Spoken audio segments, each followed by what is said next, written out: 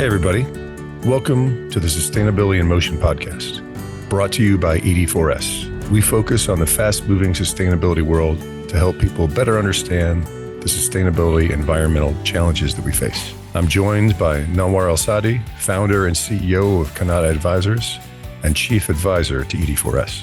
Hello, Matt. I'm really looking forward to going through this episode. I think we'll have a great conversation. Today, our guest is Marie-Josée Privyk, the founder of Fincom Services, which provides companies with sustainability reporting guidance. MJ is here to talk about ESG reporting. MJ, welcome to the podcast. Thank you. Thank you so much for having me. Before we jump into things, tell the audience a little bit about yourself and how you got here and a little bit about Fincom Services. Sure. My background is actually capital markets. In a prior lifetime, I was a financial analyst, and I also worked in investor relations. And I think that's important. I was actually in investor relations when I fell into sustainable development, responsible investment, and actually the connection between the two. And why do I think it's important? Because I think that investors shift towards responsible investing and their information needs is a huge driver for companies and for expectations about company reporting. Information is a lifeblood of capital markets. Better information makes markets more efficient. We all want markets to be as efficient as possible, including companies, because that means, more accurate valuation of their companies. And it's that, consideration of all of ESG factors into investors' decisions that's really been driving the market until recently. Now it's expanded in recent years to more stakeholders. We could talk about that maybe a little bit later on, but anyway. And so, I've been in this space for the last 12 years, very much at the connection between investors and corporates or within the corporate sustainability reporting space, have followed it very closely ever since. It was an aha moment for me. A little bit also of, finance getting its purpose back, because I loved what I did as an analyst, finance, but I always thought maybe there was something missing as to the why we were doing all of this. And that led me to advisory. I did spend the last 3.5 years with an ESG data management software platform, Visto, which I think is technology, a way to democratize access to solutions to help companies, transition to sustainability reporting. Mm-hmm. And now back to my advisory roots, I guess, if you so to speak. That's great. I didn't know you started off in IR, as did I, which just goes to show you can't trust people who start off in IR in the finance world. I started as an analyst. Hey. a background in IR. All right. Well, we got a lot to talk about, so I'll jump right into it. Our listeners and the sustainability world in general, the people listening to this podcast are likely either preparing, interpreting, or mandating ESG reporting in some way. So let's start off at that high level and speak about, why ESG reporting matters, why stakeholders are asking for it, and what companies can get out of it. Yeah, I think that's a super important question. And it's good that it's the first question, because I think that's the starting point, is understanding why anybody should do anything. Applies to everything, applies to this as well. And first and foremost, it matters for companies to report because their stakeholders are asking them to. Their stakeholders want to know what they're doing about their material, environmental, social, and governance issues. When we say stakeholders, who do we mean? Definitely investors, but also large customers, also perhaps consumers if you have, consumer goods and services, also employees, could also be the government, NGOs, in some cases, local communities, if you have, business activities where you must interact and you are dependent on your relations with the local communities. All of these are actually business counterparts. They make decisions that will affect the company's ability to conduct its business. And that's where it gets material. And why do these stakeholders want to know about these material, environmental, social, and governance issues and how companies are managing them? That's the second level of why, is because, in my opinion, there is a growing collective awareness of two things.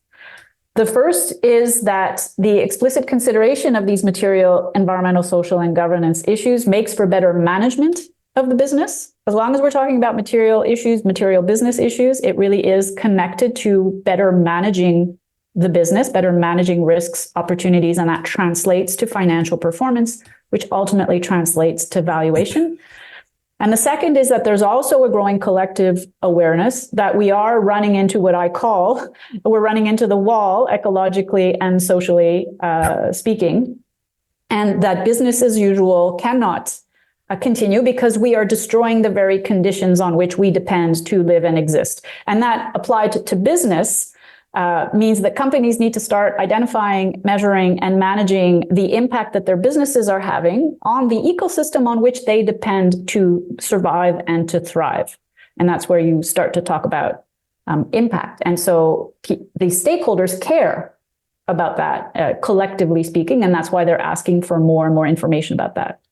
What companies can get out of it, why is this good for companies to do? Like I mentioned before, better risk management, better management, period. And that's not to be underestimated. I think a lot of people think that risk management is, unsexy or unexciting. But I think, avoided costs, avoided problems are a super important part of managing a business, especially when you're thinking, short, medium, long term. And, there are risks like physical risks, if you're talking about climate catastrophes, business risk, if you are a beverage company, the risk of running out of water, which can literally be a thing. Regulatory risks, changing laws and regulations that are going to make something that you're doing either illegal or more expensive, or conversely, create an opportunity if you're actually going in the same direction as the regulation. Legal risk, the liability from either not doing something or from not reporting properly, and reputational risk, again, either because you're not doing something or because you're saying you're doing something that you're not actually doing. So, there are a lot of different kinds of risks that a company should be managing for. And on the flip side, identifying opportunities which lie in these businesses contributing to the needs and problems of society and the environment, and meeting the informational expectations and the behavior expectations of those business counterparts I talked about before, those stakeholders, does translate into more or less revenues, more or less expenses and profits and cash flows, cheaper debt, or more expensive debt, cheaper or more expensive insurance costs, better access to capital. And again, all of these things, drive to value creation. That was an amazing overview of the why, MJ. It reminds me, I think, of a quote by Friedrich Nietzsche, who talks about he who has or she who has a why can bear any how. I think there's a bit of that in what you're explaining. But, let's dive a little bit on what companies are doing today, and also in the context of the why. In terms of ESG reporting, I mean, you've looked at a lot of companies in the context of the different positions that you've had, and I think lately, obviously, working with an ESG disclosure software company. What companies are getting right and wrong with ESG reporting? What challenges are you seeing, and what can be done to solve them? I may have a follow-up question, but maybe I'll just stop here for now. Sure. I love that quote, by the way. It's difficult to answer that question very succinctly because sustainability maturity is a spectrum. Every company is a little bit different, and they're really all over the spectrum. You have companies that are very, very mature. You have companies that are just starting out. It's not a competition per se. This is something all companies need to do, and it takes time. It's a process. It's a journey. Some people say we shouldn't use the word journey. I think it's a great word because I think it really illustrates what this is about. It's a paradigm shift.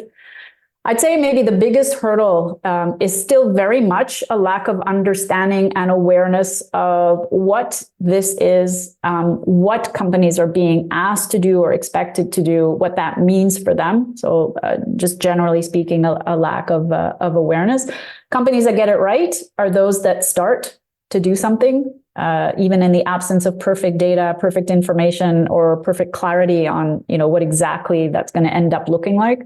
Companies that get it wrong are the ones who procrastinate and deny and wait to be dragged kicking and screaming for regulations to come into effect.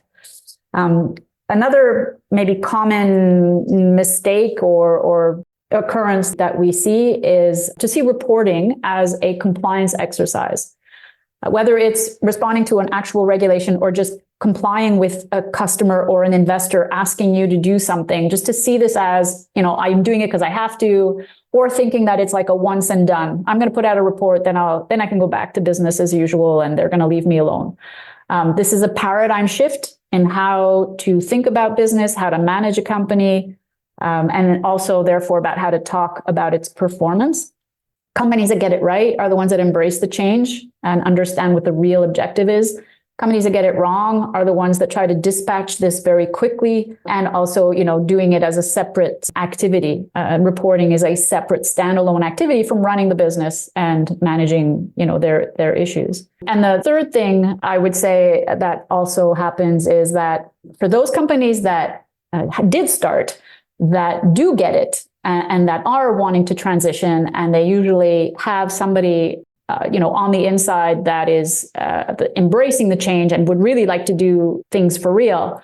The biggest challenge becomes resources. Until the board and the C-suite get it, until there is a fundamental understanding of integrating ESG sustainability throughout in really the business model of the company, there is, generally speaking, a huge lack of resources.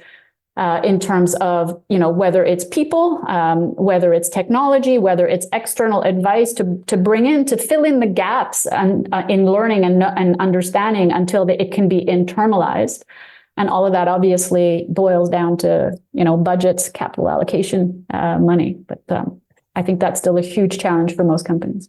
Well, that's helpful, MJ, but something we'd like to do here at the podcast is really give our listeners something to sink their teeth in. And I think to bring this paradigm to life, I think it would be helpful perhaps to share an example of a company or companies you think that are doing a great job, that somebody, listening to us can go there and open a sustainability report or a collection of documents issued by these entities that you think is a good example of a company doing it the right way, or maybe you didn't come across a company that kind of lives up to your expectations. Yeah, and I hope I don't disappoint you, Nawar, in the response I would give you to that question. It's not that, my expectations are so high and that, every company, disappoints or isn't up to par. Not at all. It's really more that I don't give specific examples because I don't think there is one company that does everything perfectly right. And it may be misleading to point people to a particular company's report and say, oh, look at that report, that's a good report, where there are pieces of it that are really good and then other pieces that might be less good. And I've generally found when you do see these examples in whatever guidance or reports and white papers that are published, it's usually like a compendium of examples, right? On this particular action item, this company did it right. On this particular action item, this company did it right. So I think I just avoiding the confusion. I would answer the question this way, though. What I, generally speaking, like to see in a report, what would make me consider a report a good report is one that generally follows at least one standard, because I think you do need to follow a standard to make your disclosures comparable, the idea being everybody using the same standard. A report that's well scoped out and well defined. This is our reporting period. This is the activities we cover, whether it's your operations or your entire value chain. These are the standards that we used, whether it's the information is externally assured or not, et cetera. So giving that context to understand the report. And one that clearly articulates why the material issues that were selected for reporting, why they're material to the company, how the company is managing them, and then how it's performing on them over time, right? This is important for us because this is what we're doing about it. And hey, we're doing well, we're not so well, this worked well, we're going to improve on this. To do that over time, also to be able to see performance over time. When you look at financial statements, you've got 2, 3, 5 years of historical financial performance because you want to be able to see the trend. Should be the same thing in sustainability. And then if you do have targets, how your performance stacks up against those targets. Targets are great, but if you have no idea whether you're on track to achieving them or not, they're of little, informational value.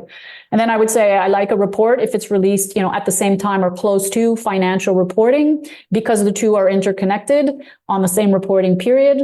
So those are the things that I look for when, if I'm assessing a report to say, is this good or not, or where are the gaps and how could it improve? Those are the kinds of things that I look for. Right, fair enough. Maybe the next podcast will get you to share examples of reports or parts of reports that you do like. But let's just change gears a little bit and jump into regulation, which is obviously at the end of the day, it's unfortunately or fortunately is driving things for a lot of companies. I'm just wondering, what regulations are you tracking in this field? What should companies and investors expect around ESG reporting and regulations related to ESG reporting, both, locally in Canada and also globally? Any pieces of regulation or certain trends that you think that our listeners should, focus on in the future? Certainly. First, I will caveat by saying it's virtually impossible for any one individual to follow absolutely everything that's going on in this space, because as we all know, it's moving very, very quickly, and there's lots going on really across the globe.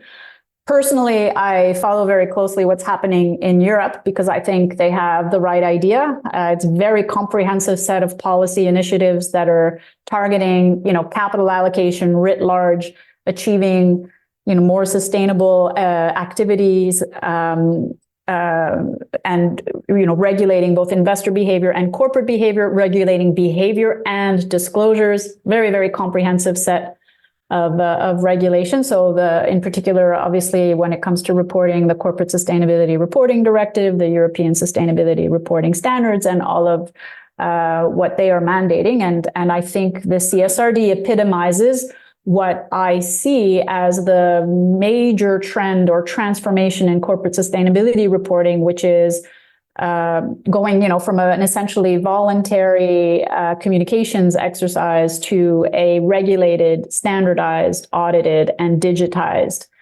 disclosure. That's exactly what the CSRD is prescribing.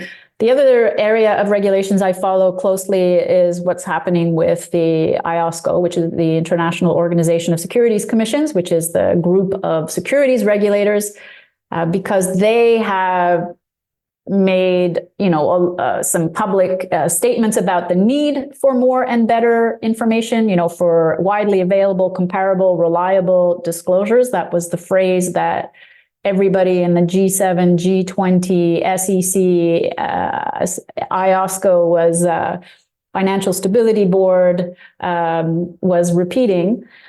And they have recommended publicly endorsed the IFRS Sustainability Disclosure Standards. They've recommended to their 134 members across the globe, which is 95% of capital markets, to embed the IFRS Sustainability Disclosure Standards into their regulatory reporting regimes. We've started to see some announcements coming out. The UK, Brazil, Australia, Nigeria, Turkey, Pakistan, expect many, many more in the coming months and years to make similar announcement. How all of that's going to unfold, what it's going to look like, still early days, but still. In Canada, we are seeing signs of progress. Now, we've seen initiatives with respect to climate disclosures. So, OSFI B15, for federally incorporated financial institutions, disclosure regulations on climate. We also have a new disclosures on forced labor, child labor in the supply chain, again, for federally incorporated corporations in Canada. Bill S211. So there's going to be, the Canada Business Corporations Act, board diversity statistics. So it's been a little bit piecemeal with respect to securities regulators. So the Canadian Securities Administrators have followed closely the developments of the IFRS Sustainability Disclosure Standards. In Canada, we have a system where we have parallel boards that, so we have the Canadian Sustainability Standards Board that was created to review and approve the, call it, Canadian version of the IFRS SDS. They announced just last week that They had finalized the first draft of their first two standards, CSDS 1 and 2, that they were going to be releasing them in March for consultation. So we can expect, final standards, hopefully by the end of 24, the Canadian Securities Administrators transferring that into new disclosure regulations, proposed at least for consultation in maybe 2025. We could be looking at regulated sustainability disclosures using a version of the IFRS SDS, in 2026. So for the report coming out in 2027 for the fiscal 26 reporting period, something like that could be happening in Canada. So let's hope so. Fingers crossed. Okay, MJ. So we're now going to make you an all-powerful regulator, something I know every financial professional fantasizes about. If you were such an entity, you're a regulator, and you could make a sustainability regulation, or I guess set of regulations. Don't go too crazy. What are we missing? What are the things you would want us to focus on that Europe hasn't gotten to in their regulation, or you think is more important than what they've addressed? Yeah, the power. I wish. Well, I'll start off by saying, I think we're generally on the right track with what we're seeing in Europe, with what we're seeing with the different jurisdictions and IOSCO and, China. The Chinese exchanges recently announced that they have some disclosure regulations. So I think we're generally on the right track with, making disclosures mandatory, standardized, audited, and digitized. And really what this is about is bringing sustainability disclosures to the same level as financial disclosures. We just need to do it a lot faster than the decades that it took to get to this level that we have today of financial disclosures. So I don't know that I would change anything. I would double down on making it mandatory. And again, I think Europe has the right idea. Large companies, small companies, public companies, private companies, because it's the entire value chain. They're going to get pulled into it. We're seeing it already. So smaller private companies are getting pulled into this reporting transformation because their large customers are needing to comply. And so they might as well do it in an orderly, standardized fashion that is going to, in the end, be more cost effective for them. And that's one of the reasons why the European, legislators decided to go forward with the CSRD, is because in the end, ultimately, it should reduce, or it will increase the burden versus doing nothing for sure, but it will make it much more efficient than if it was an unregulated, completely voluntary, multiple standard kind of environment that we had, until recently. The one thing I would add as a regulator is create a mechanism to unblock funding for companies to embrace this change, because I think it's not an easy change to make. It's transformational. It takes resources. Takes time. And whether it's subsidies, grants, tax deductions, I don't know, we have to unblock capital to make companies embrace that change. Yeah, that gets to a kind of follow-up I thought of, is that whole issue of, is this something that is, do companies just look at this as compliance, or do they take it more as a way to help differentiate themselves and help set strategy? And the mechanism you're talking about, I know, we all know a lot of really big companies that have a handful, if that, number of people devoted to this stuff. And it's very similar on the investor side. And I've always argued for both sides to have more people devoted to this, because you're going to get better outcomes. And with, as you said, if this is a European, the CSRD, CSDDD are regulations that are going to cover firms around the world. So if you're a mid-sized company in the US and you're supplying a European company, this is going to hit you too. Absolutely. But talk briefly about the whole, how you see and how your clients see, and what proportion of them treat it as just compliance, and they complain about compliance, which that's fair enough, and others that see it as is ingrained in setting strategy and running the company. Mm-hmm. Yeah, it's a great question, and almost a trick question, because I do think that most companies that have been through a few rounds of reporting, or that engage with their stakeholders, understand that it isn't merely a compliance exercise. I don't need to do this just because somebody's asking me to do this. I understand that I need to be putting out this information and providing this information to my stakeholders. Right. However, most companies, I think, still see reporting as an end in itself and as a standalone activity. And I guess, well, it connects to your original question. That's what prevents them from seeing it as a management tool, as a measure of accountability, and a way to more efficiently manage their issues, which is ultimately what this should be. ESG data, sustainability data, should be first and foremost used by them to understand their performance and tweak what they need to tweak in order to improve their performance, and then eventually set targets in order to achieve, change. And I think that is still not largely embedded in corporate practices. I think they still think of sustainability reporting as a standalone, albeit an important exercise, a standalone exercise. And that's, I think, important because it's when you do understand it as a management tool that you start to get the real benefits from looking at identifying, managing your material ESG risks and opportunities, and even your impact. That's actually a great segue to the next question, which is, it's really about what you're doing right now, MJ, with the launch of Fincom.